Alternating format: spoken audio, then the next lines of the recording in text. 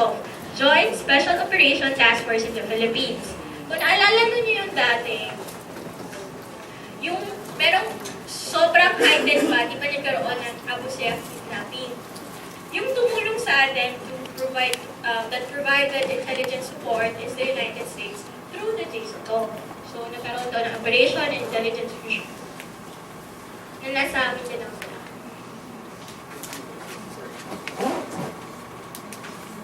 Ayun.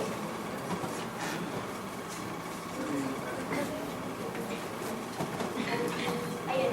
Okay. Okay, just issues and challenges.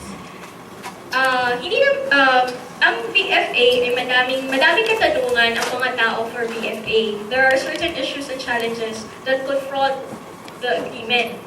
Una daw is the constitutionality of BFA. May nagtatanong, legal ba nandito sila? Baka naman basis na sila dito, hindi na sila. Kasi di ba nakalagay in our constitution that bases are not allowed in our country.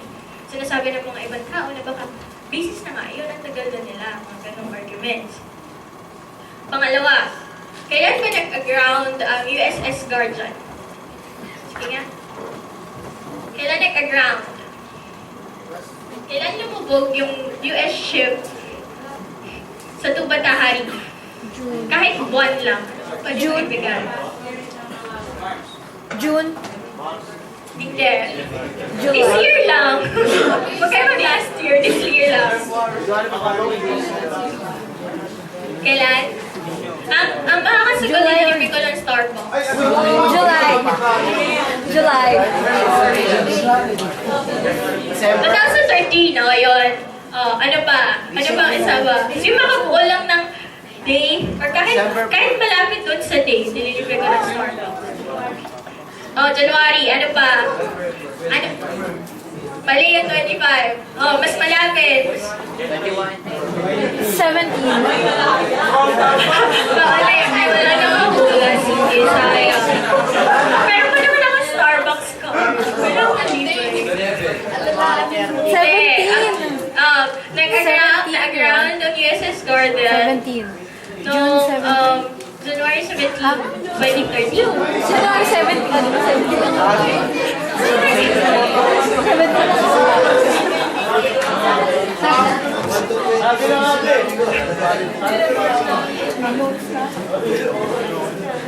Ha? January 17 kasi alam ko, nung first day ko, 15, salbib ako. First week ko noon, pinapunta na ako sa Puerto Princesa, Sabado duling ko. Imbestigahan ko yun. Ayun, gano'n ang nangyari. Tapos, another controversy is the recovery of US drone in Masbate. Then, alleged dumping of waste in Subic Bay. Yung Glen Defense, gray water na dinap. Yung gray water actually is yung mga tubig sa mga example sa CR natin. The next is permanent presence of US forces sa Bangka. These are the plus other incidences. Example, may aksidenteng nangyari, which, o kaya may banggaan, or nag-awayan, nagsuntukan. Yun yung mga cases kung saan na-challenge yung BFA.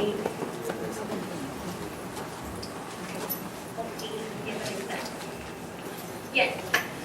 Pero, ang tanong lang is actually, di ba na-highlight ko, it's not the policy makers, kaya aralin niyo mabuti ang inyong public policy, international relations, kasi in the future, baka kayo lang naman din mag-decide what happens to our country. Ang sabi sa ating national security policy, hina-highlight nito na a continued US presence in the Asia-Pacific is considered a positive stabilizing force. Uy, kayo ha, hindi po ako yung pro-US. Nasabi ko lang kung ano nakalagay sa ating policy. So sabi dito, positive stabilizing force daw. Because particularly with the growing complexity of security challenges to confront the region. Consequently, yung 1951 MTT is valid and relevant to this day. Yun ang sabi sa atin. Na yun naman ang pinaniwalaan ng ating Defense Secretary, President, Foreign Affairs Secretary.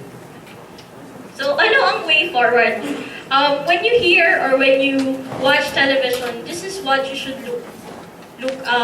Ito yung mga kailangan yung you focus your attention. In the past weeks, there's a discussion of increased rotational presence framework agreement. Di ba pumunta dito daw may mga Philippine panel and US panel. Pinag-uusapan nila ang increased rotational presence ng mga Amerikano dito. So more or less, that mas dadami yung occurrences or events na pupunta sila dito.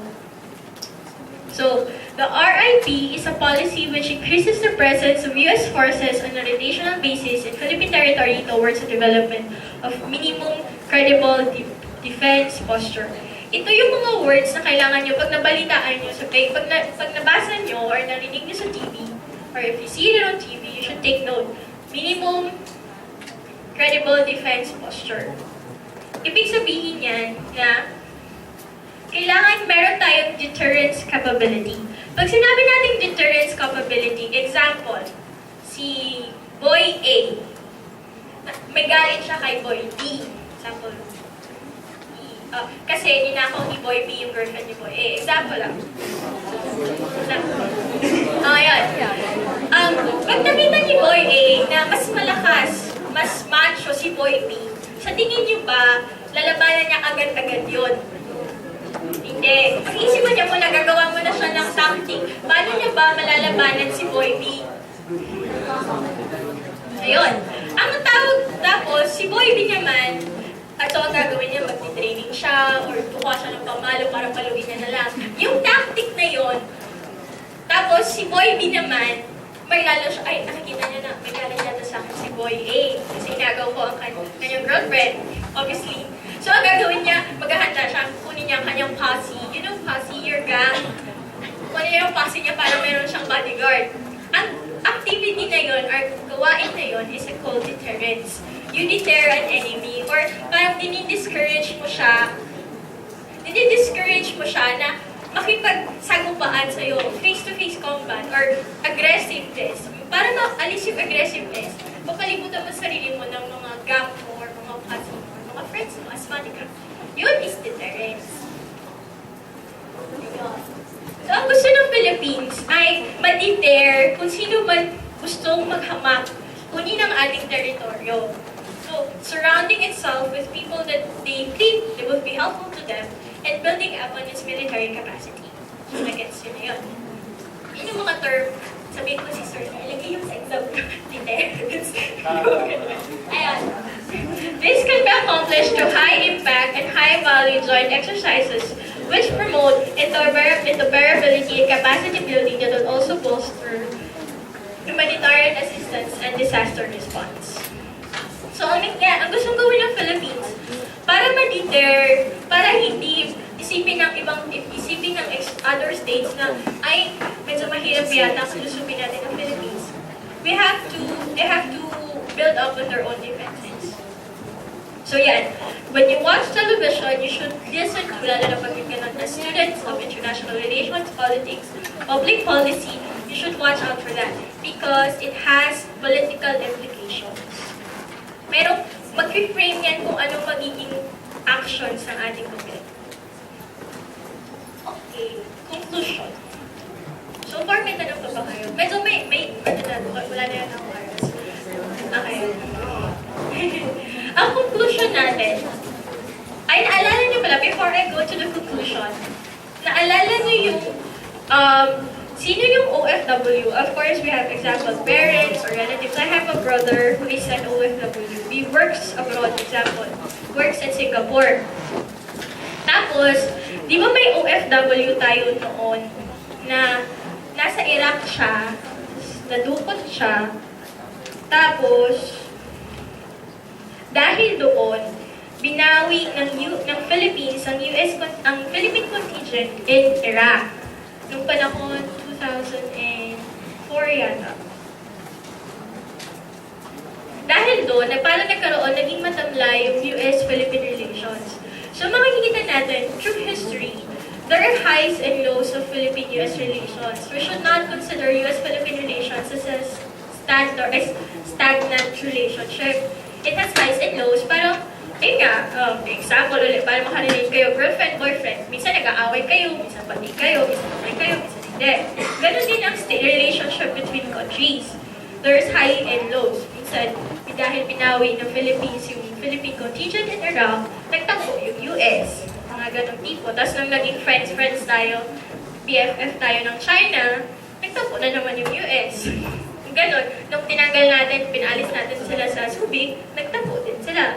Para tayo din, example, inisip natin, ay kulang yung benefits natin, nagtatampo tayo. For them.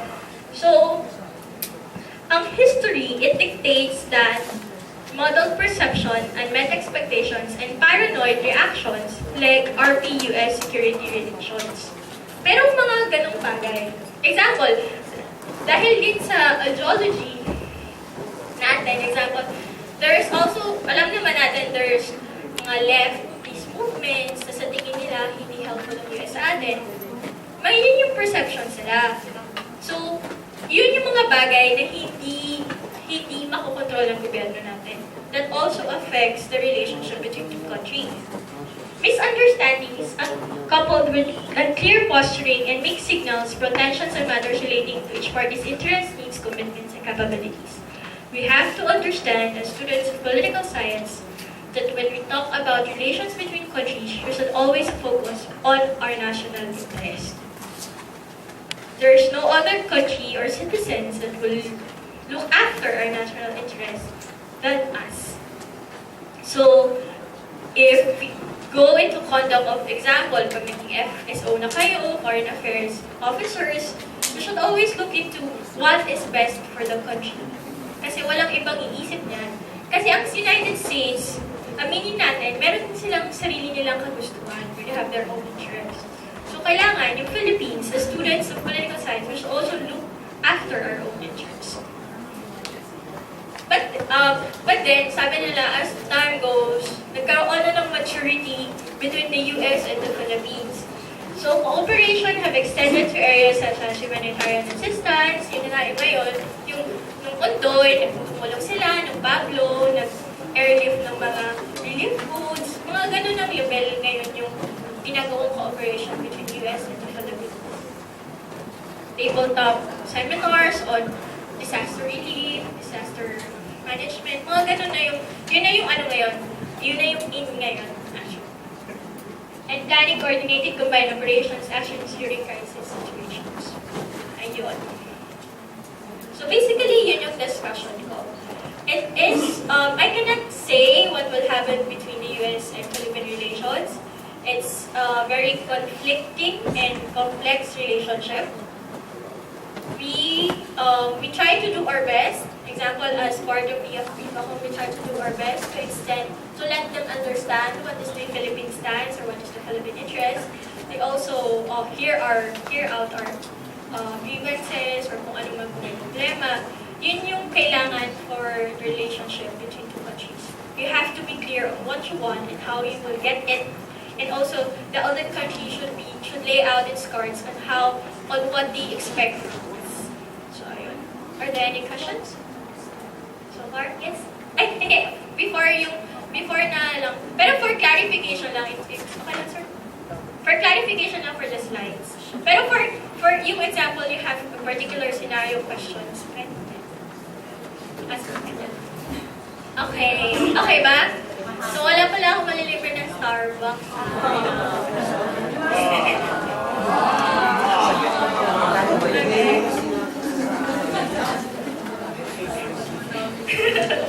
Sige. May intermission number yata.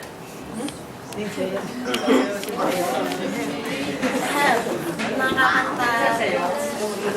Pabalikin niyo na si Marie. Okay, thank you, Ms. Carla, for that lecture. Before that, I would like to make an announcement kasi I forgot to mention it a while ago during my welcome opening remarks. So that supposedly, I want you to really focus your attention to the topic, to the presentation, and also take notes because I will be asking the two resource speakers for today for at least 5 questions that will be included in your comprehensive final exam. So, sinabi na nga ni Carla kanina, when actually he spilled it out. She spilled it out, but she doesn't know that that's my plan. So, I will ask at least 5 questions each, for these topics that they will be presenting for today, and it will be included in your comprehensive final exam. So you will have no more midterm exams. No? We will just have one examination, which will be the comprehensive final examination before the end of the term. Is that clear? Okay? So all of the questions, if you have questions later, clarification for the topics discussion, we will have an open forum later, and then we will address all of your questions. So for now, you hold off your thoughts, put it down into writing para mamaya your thoughts are already organized. Tama, Jason? Diba? Okay. And also, I failed to mention a while ago that we are honored with the presence of Professor Joe Marisimacan, who's here with us, with this forum, letting us some technical support also. So, well appreciated, sir. Thank you very much. And I'll give the microphone for the second. We will have an intermission number. Okay? Jack.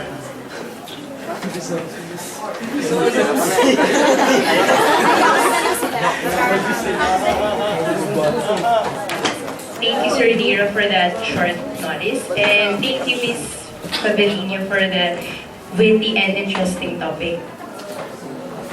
Okay, so for an icebreaker, an intermission number given by the students of III-PCY may call on the presence of Miss.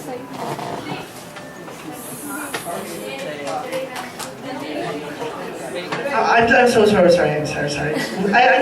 Can I change the person who's in charge for the intermission number? May I call on the beautiful woman, gorgeous, and very talented with wit, and what should I say so? She's not on the back, she's in the front. Miss Maria from III-LGA.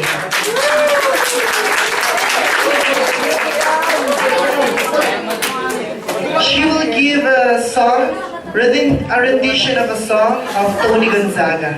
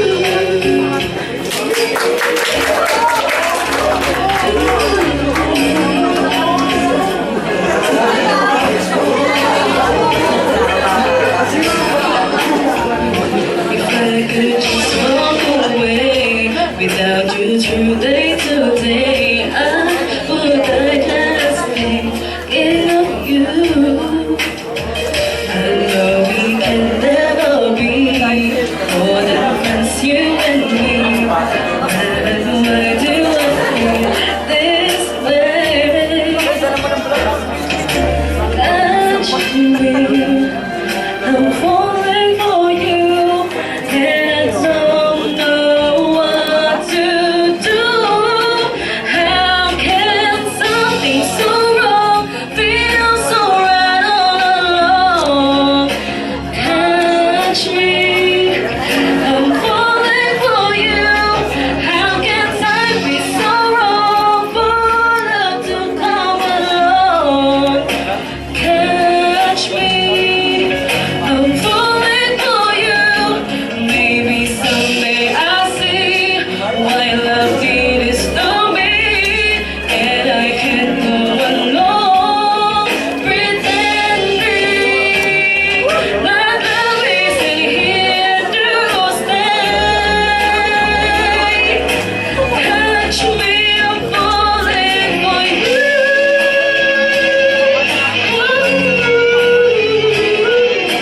Catch me, I'm falling for you, and it's wrong for me to feel this way. 'Cause I don't know what to do without you. I'm falling for you.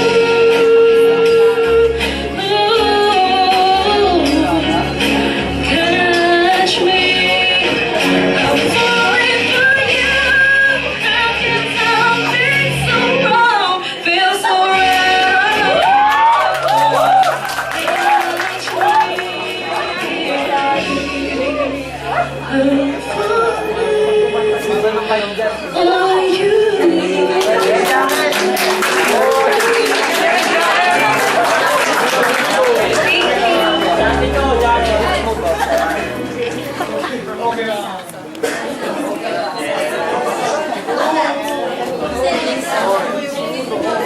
Thank you, Ms. Marie, for that entertaining number. May natamaan ba ng kanta? Ang ganda, no? Ang ganda ng kanta. Pati yung kumanta maganda din. Okay, back tayo sa serious tayo ulit.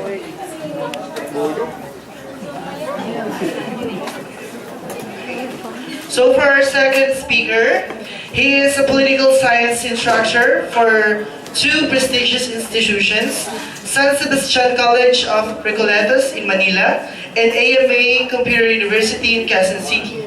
He teaches subjects under political science such as Philippine politics and government, political dynamics, international relations, and political theory and methodology. He graduated as cum laude, earning the degree of Bachelor of Arts in Political Science under the system of Bicol University CSSP. He also earned units on Bachelor of Arts in Developmental Economics with University of the Philippines, as well as specialization studies on civil-military relations under the National Institute of Development Administration, School of Public Policy and Administration in Bangkok, Thailand. He is now on finishing his coursework for his master's degree in political science, specializing in political dynamics and international relations at the University of the Philippines. He was the Project Development Officer for the Office of the Assistant Secretary for Legal Affairs of the Department of Education from January 2009 to December 2010. And as of the present, he is Research Officer of the Presidential Commission on the Visiting Forces Agreement under its Policy and Research Division. So let us all welcome Professor Rex UMak Jr.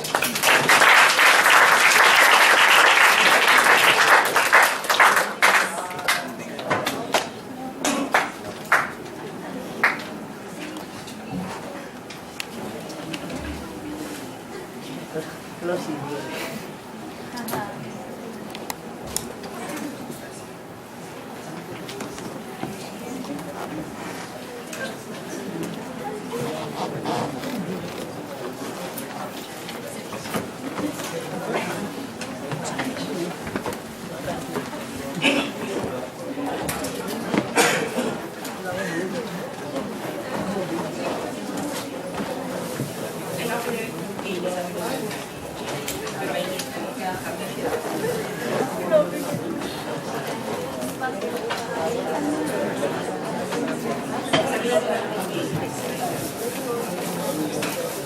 good afternoon, everyone.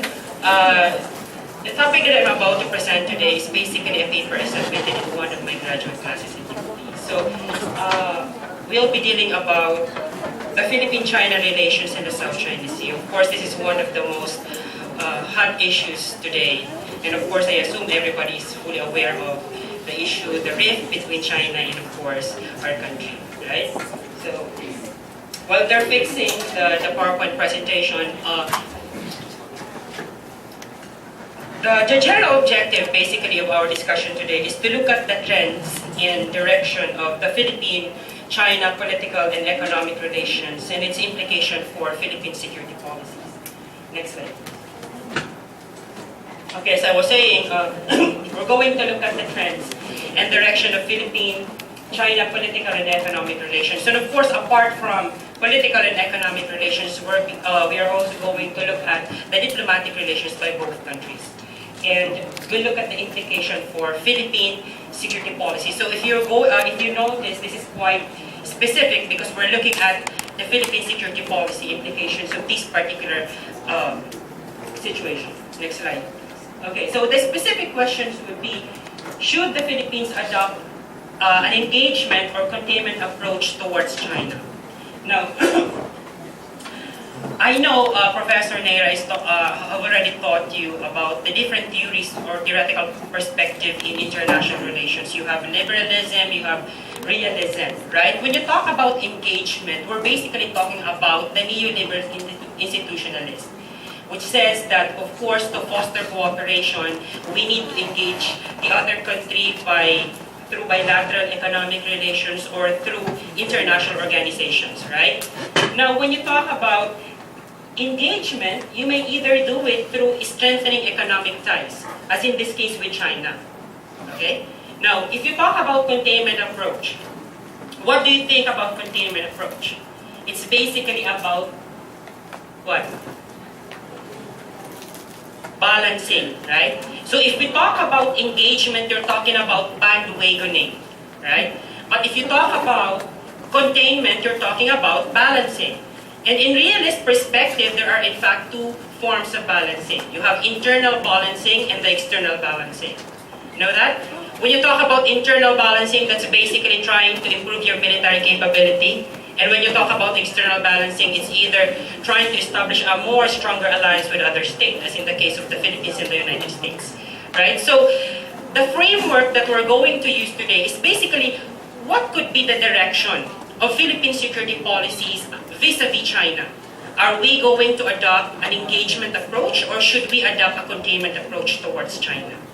So before that, let's look at some of the nitty-gritty in some of the very specific relationship of the United States and China. So let's move on. We'll look at the political economy of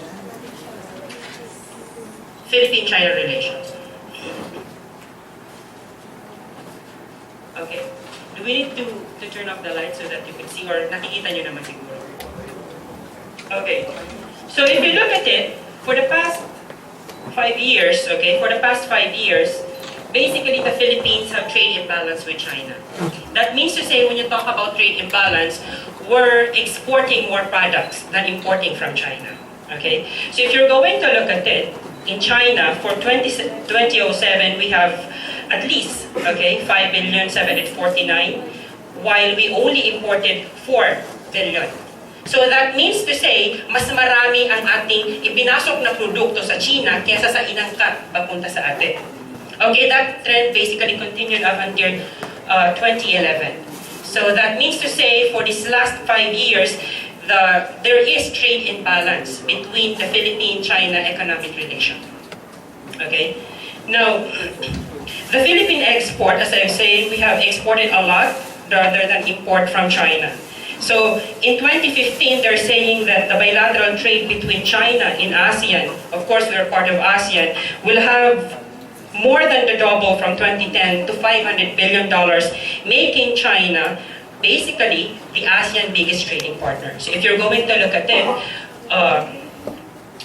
for 2007, the United States continued to be the largest trading partner of ASEAN. Of the Philippines. Next to it is ASEAN, third is Japan, and of course, fourth is China. But that trend basically changed because of the issues in the South China Sea, and we're going to look at it later on. But what this basically tells us is that there is a trade imbalance between the two countries. And as I have noted earlier on, the trade imbalance is in favor to the Philippines.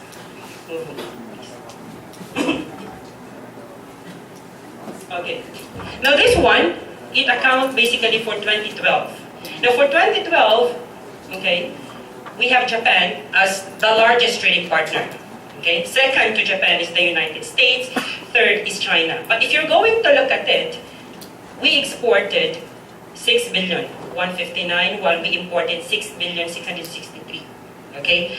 Kung nakita nyo, may pagbabago. Diba? Mas marami ngayon ang ating, mas maliit ngayon ang in-export natin at mas marami ang kinuha natin from China. Well, basically, if you could recall the banning of China towards Philippine mangoes because of the issue in the South China Sea, that's one basically so many factors, but there are a lot of idiosyncrasies and, with this particular issue. But nonetheless, the favor now, the trade balance now is in favor towards China. Okay, so 2012, there's a sudden change in the trade balance between the Philippines and China, and some says that it was basically brought about by the rising tension between the two countries. Okay, so there's a sudden change. I'd like to establish here that by 2012, there was already a sudden change between the trade balance between countries. Okay, so let's move to the next slide. Okay, this particular slide basically provides you the top 10 suppliers for the Philippines. Number 1 is China, of course. Of course, lahat ng bagay is made in China, even in the United States. Remember, 40% of China's export goes to the United States. And for the Philippines, top 1 suppliers for so many products for the Philippines are in fact China. So what products do we know na hindi galing sa China? If you talk about electronics, if you talk about appliances, if you talk about gadgets, processed foods, they all came from China. Of course, there are other products coming from different countries. But what this basically tells us is that there's a huge volume of products coming from China, coming in to the Philippines. Kung ang pangalawa sa United States, the third is Japan. But basically, even if you, in 2012, may pagbabago, sinabi natin na mas lumiit ang in-export natin sa China. China still is the third largest partner of the Philippines. But that doesn't include Hong Kong, right? If you're going to include Hong Kong, China in fact is the largest trading partner of the Philippines. Okay. Next slide. This one, of course, the market Philippine merchandise export. Okay. That means to say, ito yung mga bansa na kung saan nagbebenta tayo ng produkto natin. Number 1 is Japan, the second is the United States, and the third is China. Okay, still, this tells us again that China, in fact, is a very good, it's a very good place for our export, right? Kaya nga may Jollibee na sa China, and of course, NBC is planning to put up its own SM mall in China. Okay. So let's move on to the next slide. For 2012, 36.37 billion. So this is basically the value of the trade volume between the Philippines and China. So it increased by 12%, but there's a surplus for the Philippines. Surplus, anong surplus ang tinatawag natin dito? The import surplus. Precisely because we imported a lot from China rather than export to them. Okay? So what are the areas, of these trade relationship between the Philippines and China? That includes agriculture, fishery, infrastructure, mining, etc., etc. Okay? So for the year 2012, China accounts for 11.28% of the Philippine total trade, making them the third largest trading partner of the Philippines. But as I mentioned earlier on, they are in fact the first largest trading partner of the Philippines if we are to include Hong Kong. Now, for direct investment. Hindi ko kasi kabisado ito. For the direct investment, if you're going to look at it, These are from China. From 2020, there's a significant decrease from 29 to 2010. Okay, I don't have the data yet for 2011 and 2012. But this tells us that there's a significant decrease of investment coming from China, okay, to ASEAN.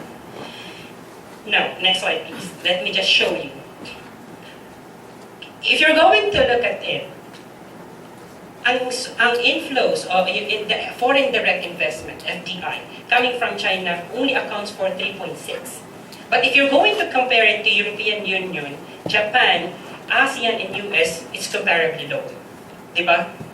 Mas mababa siya kumpara sa EU, mas mababa kumpara sa Japan, US, at ASEAN. In fact, hindi siya napasama sa top 3, nasa top 4 siya. Diba? No, I'm sorry, nasa top 5 siya in fact. Right? So, nevertheless, importante pa rin sa atin na may foreign direct investment. Why? What's the significance of foreign direct investment to our economy? Anyone? It creates what? Jobs. It creates revenues, etc., etc. Right? So, there are so many foreign direct investment coming from China to the Philippines, and that includes glass manufacturing facilities in Subic, or processing plants in Camarines Norte. And in 2010, in fact, China has completed more than 600 construction projects in the country, which includes highways, harbor, air, or hydroelectric power plant, thermal power plant, power transmission lines, rural water supply, etc., etc. In 2012, in fact, 2011 to 2012, China was the top 6. China's top 6 investment destination includes the Philippines. What are those other countries to which China invested a lot? It includes Indonesia, Vietnam, Philippines, Malaysia, and Thailand. Top 6 is the Philippines. So in the Philippines alone, the foreign direct investment coming in from China creates 30,000 jobs. Okay? And apart from that, there is a $3.8 billion project to develop about 1 million hectares of land in order to produce good quality of rice, corn that needs to be exported to China. So this is really a huge help on Philippine economy. Okay? Now, the foreign direct investment that is being provided to us by China includes industry of textiles, electronics, steel, shipbuilding, chemical, and IT popular investment theme. So that in effect, if you're going to look at it, China is already the provider, of a huge amount of loans, even larger than those what is provided by the World Bank, as in the case of ASEAN. Okay? So they finances projects on agriculture, housing, railways, particularly in Cambodia, Laos, Burma, Vietnam, and of course the Philippines. Now, you would ask, bakit laging nandun sa Cambodia, bakit nandun palagi sa Vietnam, bakit laging nandun palagi sa Laos? If you notice, these 3 countries are the last countries to be admitted in ASEAN.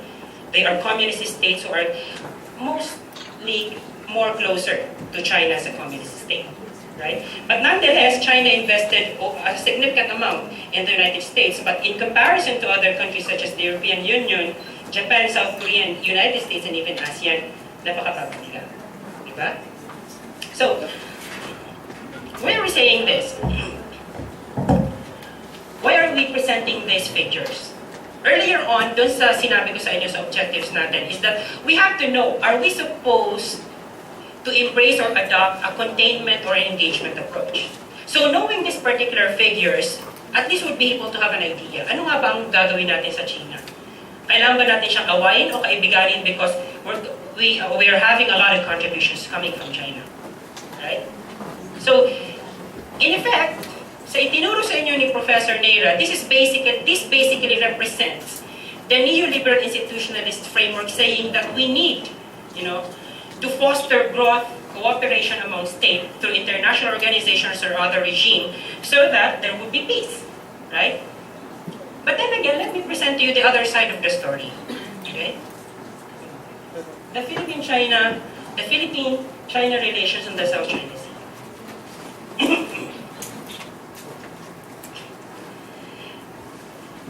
Okay.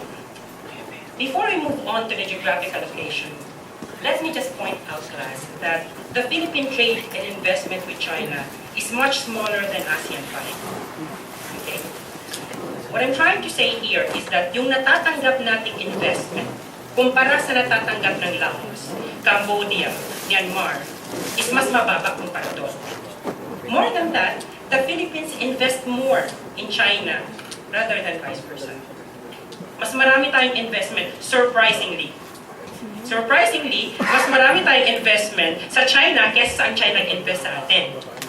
So in effect, you know, and this figure was presented by the National Statistics Office, and they said that the Philippine investment in China reached $130 million, while the amount invested by China to the Philippines only amounted to $64.45 million.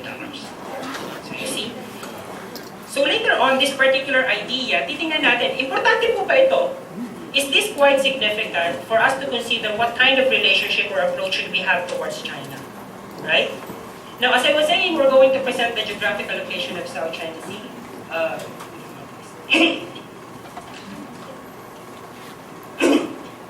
So, I can't find a better map than this. Okay, so, tanong ko, pareho ba ang South China Sea at West Philippine Sea? Are they just the same? Because some people use them interchangeably. Who said yes? Are they just the same? Who said no? No, okay lang. Siya nagsabing mag-abstain sila. Nag-abstain lahat? Okay, of course. With some notable exceptions from the Gayotins. When you talk about the South China Sea, it covers a partial portion of the Pacific Ocean. Where's the Pacific Ocean here? Dito. Sa east of the Philippines.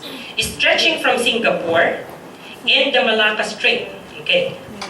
Really, I was telling Carla earlier on that I could not find a better map because I want really to show you where the Malacca Strait is. But you know, since I wasn't able to get a map, I just have to show you here that the South China Sea covers a partial portion of the Pacific Ocean stretching from Singapore in Malacca Strait in the southwest up to the Strait of Taiwan in the southeast.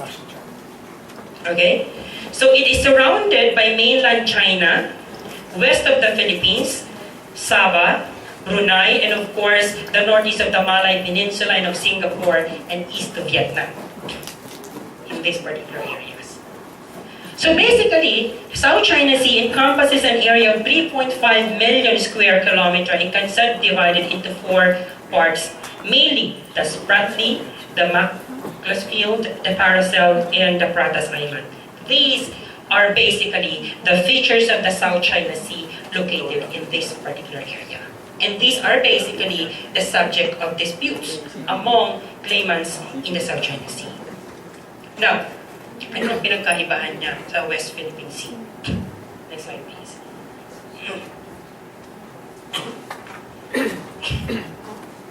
The West Philippine Sea is basically just a part of the South China Sea that is subject of Philippine sovereignty or jurisdictional claim. Okay? West Philippine Sea is inclusive of the Kalayaan Island Group, the Bajo de Masinloc here, or the Panatag or the Scarborough Shoal, and the 200 nautical exclusive economic zone in the continental shelf that are accounted for the archipelagic baseline defined by the Republic Act RA 9522 of the Philippine Baseline Law.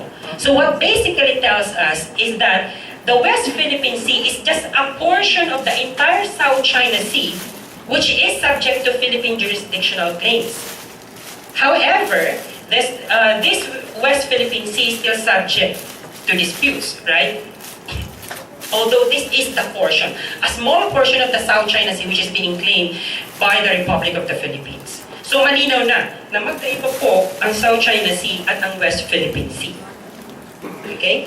Pag sinabi nating West Philippine Sea, yung buong West Philippine Sea, pero pag sinabi nating South China Sea, we're talking about those areas which I've shown to you earlier on. But when we talk about the West Philippine Sea, it's just a small portion from a wider South China Sea. Okay? Now, let's move on to this. Ano nga ba ang strategic significance ng South China Sea and the West Philippine Sea? number one, The South China Sea and the West Philippine Sea serves as the link between the Pacific and the Indian Ocean. So it serves as the main link route of oil and gas supply from the Middle East and Europe and vice versa. Okay? It hosts one of the busiest, in fact, it's the second busiest sea lanes of communication for trading. And one Chinese survey says that it has an oil deposit equivalent to 213 billion barrels of oil, or 10 times larger than the US deposit. Well, on the other hand, the US Geological Survey says that it only holds 28 million barrels of oil reserves with natural gas reserves of around 266 million cubic meters.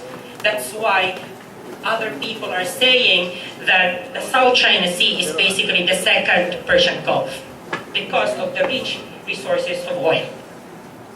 At this point, we don't know yet really as to how many barrels of oil are there in the South China Sea. Right? But then again, these are the reason why many countries in the region are competing over these features of the South China Sea. Okay? Now, the question is, what happens if one particular country or one particular state would able to use its power so as to choke other states from entering this particular territory? Ano ang mangyayari? Pag may isang bansa na sabihin nila, amin yan, inangkin namin yan. Let's say, for example, as in the case of China, you know that 9-dash line, right? Sinabi niya, sa amin yan lahat na yan. Right?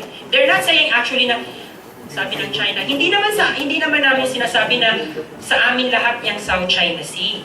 Ang sinasabi lang namin is that, ang sa amin lang dyan is yung parte ng 9-dash line. Pakibalik na po tayo sa map natin sa South China Sea. Sabi niya, hindi naman po namin inaangkin lahat ng South China Sea. Yung 9-dash line lang po. Pero yung 9-dash line na sinasabi nila is almost ino-occupy na lahat ng South China Sea. So, nakakahiya sa kanila.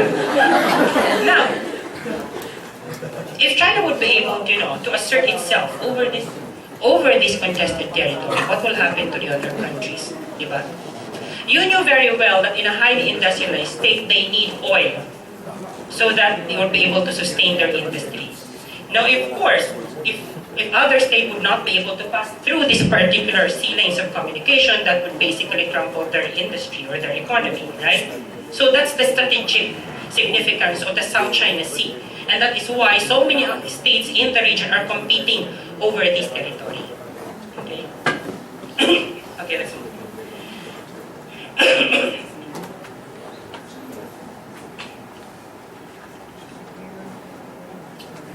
Okay. So, let's look at the Philippine claim in the Kalayaan Island Group. Ano yung sinasabi natin?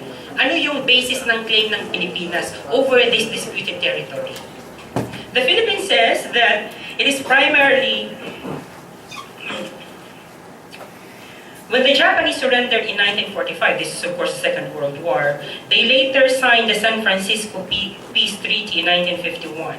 So they renounced, as stated in Article 2, all rights tied and claimed in the Spratly Islands and in the Paracel Islands.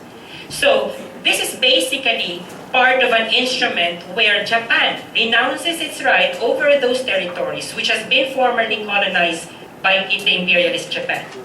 In 1956, of course, the infamous Thomas Gloma discovered these islands, the KIG, okay, and declared it as a state in res nullius, and Gloma, however, ceded his rights to the Philippine government for 1 peso or 50 cents. Malaking bagay na yan at that time.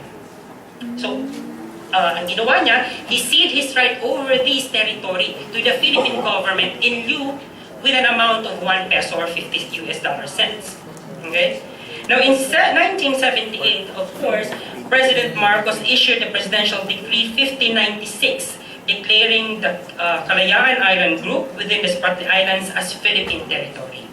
So it was basically a formal pronouncement from the Republic of the Philippines through the deposed President Marcos in his PD number 1596 that the Spratly Islands are in fact part of the Philippine territory. More than that, President Marcos also issued a Presidential Decree number 1599, which declares that the baseline of the Republic Act 3046 and as amended by RA 5443 to include the 200 nautical mile exclusive economic zone. Ano po ba itong tinatawag natin na exclusive economic zone?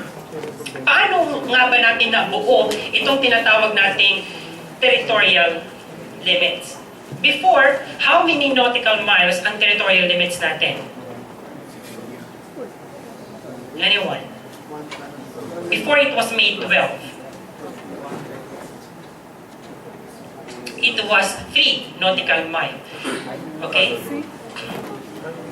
Paano ang pag-measure? Doon sa shoreline mo, 3 nautical mile, that's part of your territorial waters. But of course, after the Hoover Act of Great Britain, and of course because of technological advances, it was expanded to 12 nautical mile. The basis for the 3 nautical mile was the 3 cannon shot through. That means to say, kasi noon ang bomba, no, galing from a vessel, pag binomba ka, tama na ang 3 nautical mile to protect your shore. But because hindi na ngayon ang bomba hindi na cannon, di ba? Pwede na mga missile ang gamitin sa iyo. So that's why they decided to expand it to 12 nautical mile. Okay, apart from the 12 nautical miles from the shore, another 12 nautical miles, in addition to your 12 nautical mile, would be what? The?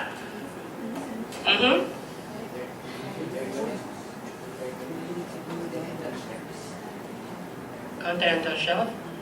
Ako tuloy nalimutan ko din tuloy. At mga Carla? After the 12 nautical mile, what do you have?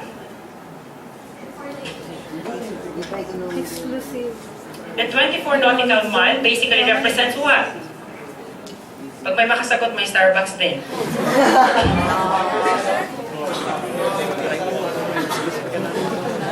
Anyway, so that's the 24 nautical miles which we call the contiguous zone. Okay? The contiguous zone is basically to protect your maritime area from contamination of waters. Okay? After the 12 nautical miles, we have the 200 nautical miles from your baseline, which represent your exclusive economic zone. Now, ang tanong, saan po nang galing na mga idea nito? That basically emanated from the idea of the United Nations Convention on the Law of the Seas, or what we call the UNCLOS. Right? The EEZ is basically owned by no state. But EEZ is basically the EEZ, or what we call the exclusive economic zone, can be exploited exclusively by a littoral state. As in this case, the Philippines, of course, is imposing its right over the exclusive